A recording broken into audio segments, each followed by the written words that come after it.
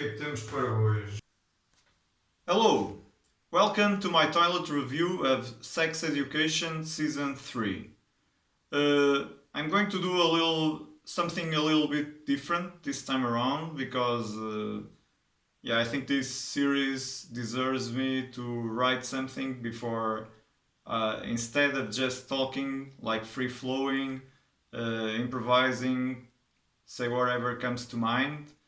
I wrote some talking points.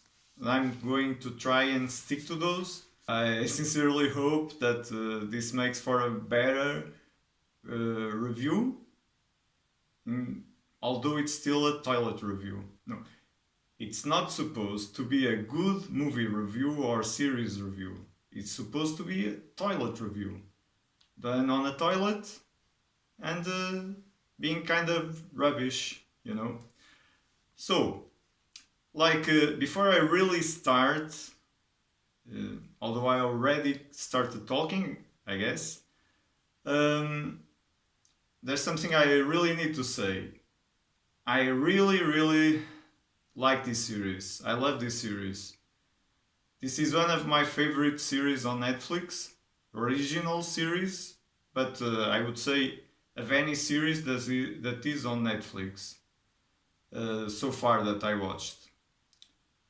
And to me, this is the new gold standard and the new template for teen and young adult drama.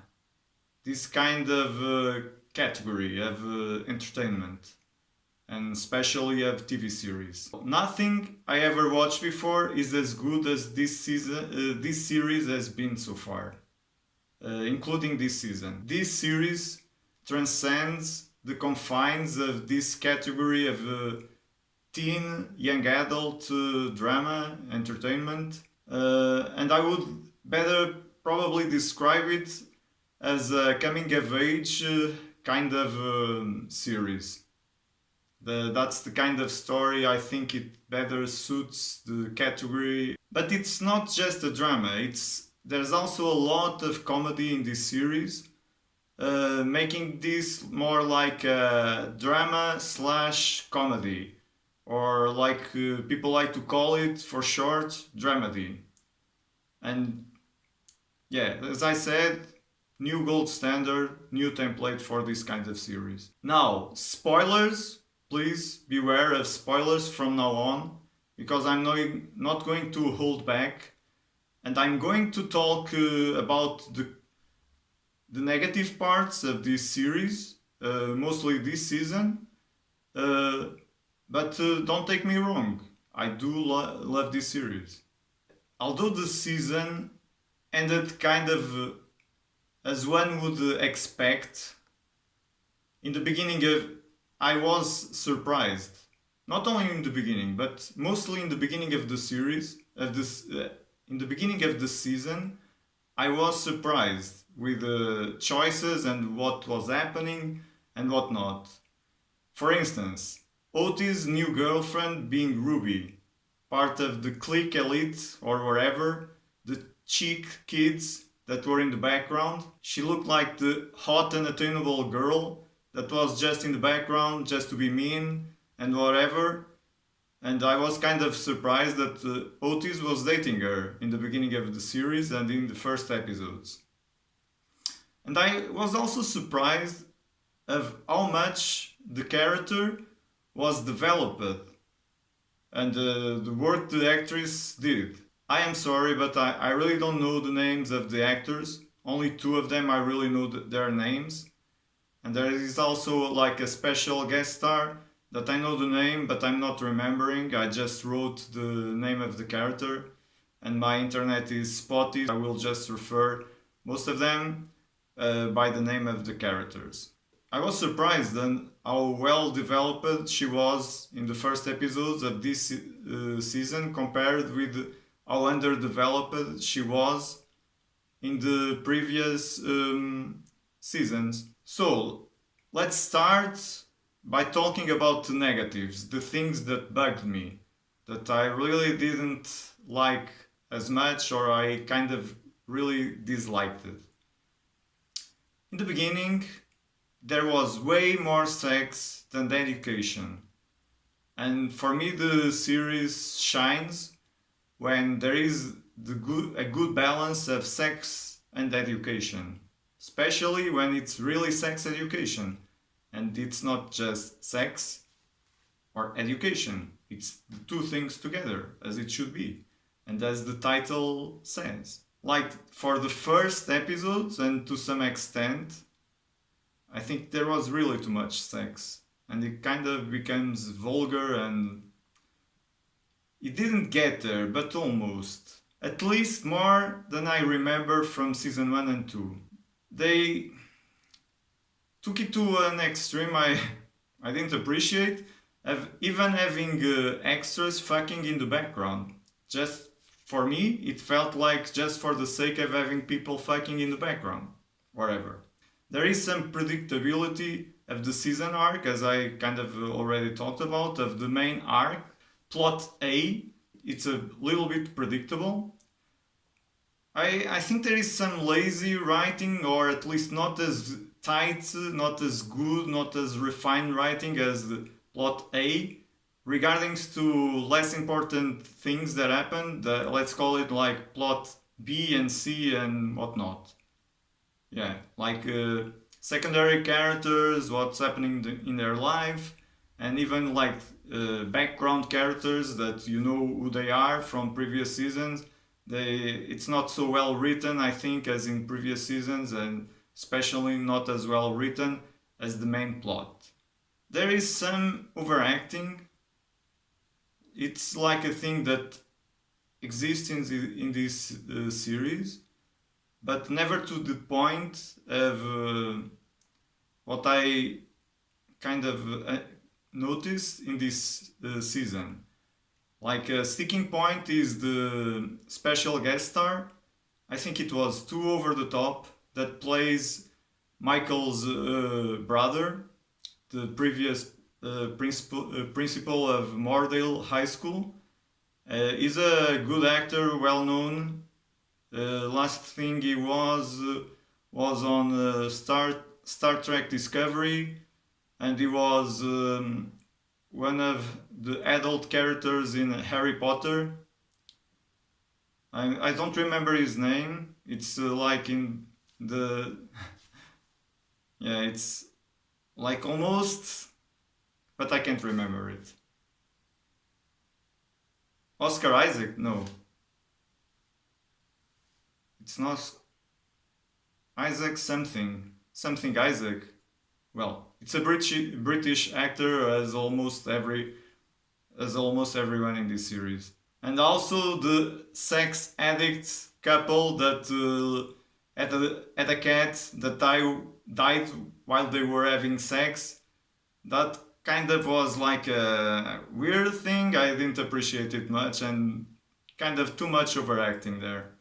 And after Ruby dumps Otis, she's almost back to being a glorified extra, with their story arc of their relationship being on the back burner.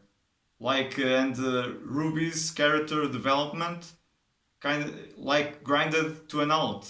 I didn't appreciate that part. I wish they kept exploring their relationship and developing more the character, because I didn't know I would care about her, and I kind of cared about her character. So I wish they didn't stop as they did, like kind of abruptly. She dumps him, and one episode or two afterward, they kind of talk a little bit, but not much, and she's just laying around. The main antagonist in this season is not as interesting and compelling as the previous main antagonist that was Michael, the head teacher, or whatever it's called, from the high school. Now we have a new one, and she's mean because she's mean. There is some like humanization things happening in the end, but nah, I didn't buy it. Sorry. Maybe there is some more nitpicking to do, but I think I did a lot already, and this looks like me dumping on this series, and that's not my intention. And because I really like it, I really love this series. Now let me talk about what I loved, liked, or really enjoyed about this season. The concept and base idea that originated this series and keeps it moving was great, is still great, well written with great care and sensibility, even if it's not always greatly executed. The actors and their acting, especially the main cast, is great, if not perfect at times. And the MVPs continue to be Gillian Anderson and Asa Butterfield as Otis and Otis' mother, Jean. I think, yeah, as Jean and Otis. Jean being Otis' mother. With the actor that plays Jacob, the actor that plays Eric, and the actress that plays Maeve. Well, the characters and the actors coming really close to being as good as Gillian Anderson and Asa Butterfield. To me, the breakthrough character and actor was Ruby and the actress that played Ruby. Also, the two main teachers, a guy and a girl, that all are in the series since the beginning, do a great job. Also, the other not main characters, not also exactly secondary, but kind of secondary, like Amy, Adam, Ola, and Lily, continue to be well written and basically being true to their character since the beginning, you know, with the character development, but true to where they started and where they have been. And yeah, the actors that play them do a good job, if not great. The majority of the rest of the cast and characters are good, if not great, and at least do a good enough job to support the main characters and main cast of the season and to help the story move along nicely and as intended, you know. There's no problem about the actors and their acting ability that I would notice and could point a finger. Although, besides the overacting that I already pointed out, besides that, everything is great, everything is good, and as I would expect, taking into account what I watched in season 1 and season 2. Despite the predictability of the end of the season, I was I enjoyed it. It was satisfying. But also the journey was great. I loved the journey to get to that end that was satisfying to me. So I really appreciate the story arc and whatnot, even if it was a little bit predictable and kind of like, yeah, everybody wants that to happen. It's like almost an happy ending for the season. The season closes a lot of plot points that started since season 1, 2, and were picking up during this season. A lot is like closed, but a few are still left open-ended. That there's enough material to keep the series moving forward. And yeah, I liked it because there is some closure with some stories, but also some more roads to be taken, and we can be wondering. We are left wondering what is going to happen, and we can be looking forward for next season. And I appreciate that because there is a proper ending to the series, to the season, but also with a future open-ended for, yeah, it's life. This is kind of the life of the characters.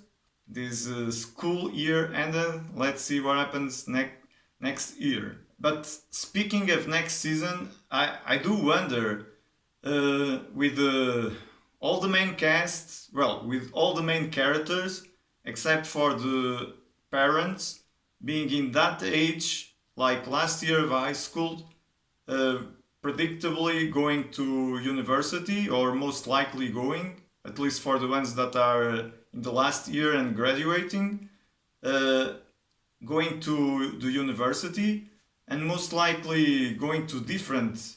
Not all of them will go to the same university, you know, and with some characters looking smart enough, intelligent enough, like Otis, Eric, and Maeve at least, but others also to go to Oxford, Harvard, and other renowned universities, college, like kind of Ivy League.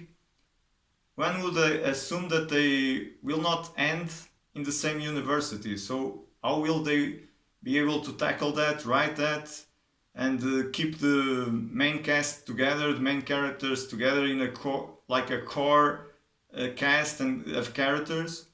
I do wonder. Like I don't believe it would be like cheating. Oh, now Moordale as a big good, a really good university, really respectful. Everybody wants to stay in Moordale instead of going out and going somewhere else to pursue their dreams, like their career, like well, their education further improve and get a career that they wish for. You know. Um, but let's wait and see. I hope that this keeps going for season 4 and maybe more.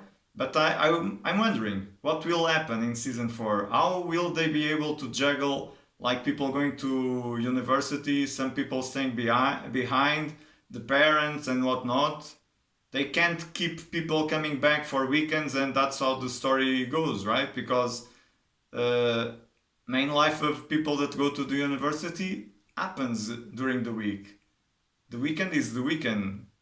It's not like it's 2 days, it's not 5 days. So I wonder how they are going to take care of that part. Also, I do need to say that after watching this season, just like before with season 1 and 2, I do feel more sexually educated, you know? I think I learned stuff that I didn't knew about, especially regarding gender identity, also about the whole spectrum of sexuality, you know, that I'm not quite familiar with. I think I was kind of educated. I think that's the intent and part of the intention of this series to educate the uneducated. And in a way, I'm kind of uneducated, and I've been learning stuff while I've been watching this series. I learned stuff in first season. I learned stuff in second season, and I learned some new stuff in this season. Uh, I hope what I learn is the right things that one should learn, especially because I'm not the. I don't think I am the like the target audience, and I hope that the target audience, this is the proper education that they should have from television, at least for entertainment. And because I think the target audience is like older teens, young adults, their parents, or parents of kids that are becoming aware of their sexuality, becoming sexually active and curious and whatnot, coming with somewhat hard questions or hard to answer questions to their parents, and maybe this series helps them, the kids, the parents, and older teens and young adults, at least as a starting point for discussion, for research, and if needed, to ask outside help. Not my, I would say it's not my case. I'm just curious and learning, but I would say for people that it's kind of that target audience, I think it's this series is important and a good starting point. And I do appreciate the work and the writing and what was done, and I enjoy it. I can only imagine how some others will be offended. Being target audience or outside of that target audience, I can imagine people being offended with the subject, the way it's approached, the way it's written, the way it's executed. I wasn't offended. I appreciate. I I think it's in the right tone, right idea, and maybe if the people get offended by this series, maybe it's saying more about the person that gets offended than about the series, honestly. Anyway, going by my rating, I'm going to give Sex Education Season 3 0 poop emojis out of 10.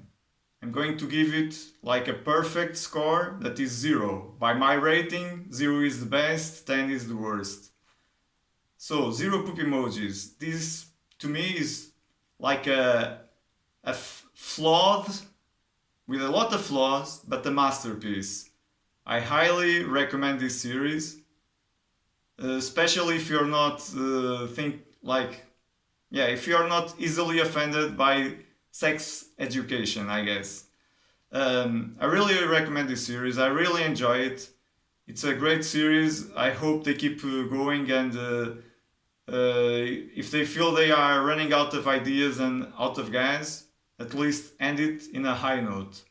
Honestly, I don't care that there are flaws. I just care that I really like this series. So I give it 0 out of 10, the like perfect score for a flawed masterpiece, because I really don't care about the negative parts I talked.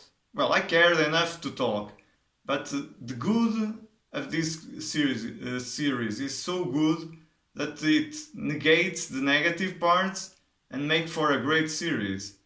Season 1 did it, Season 2 did it, Season 3 also did it, even if probably is not as good as Season 1 and 2. But to be sure, if this season is not as good as Season 1 and 2, I would need to rewatch them before I did this toilet review. But this is a toilet review. It's not supposed to be a good review, it's supposed to be a toilet review. And I didn't rewatch it because now I want to watch Midnight Mass that already came out Friday, and I still watched 0 episodes. So I did watch Sex Education beginning to end, kind of a week later that I wanted to finish watching it. I wanted to get this review out 1 week ago when the series came out, but I had no time to finish watching it. I wanted to write something to remember almost everything that I thought about the good, the bad, and the not so good and whatnot, giving an honest opinion about the season and about the series, but still talking like kind of praising all the good that this series has for it. Anyway, now I still need to flush, although there is no stink, there's no poop, like 0 poop emojis out of 10. So now I need to go. Ciao ciao!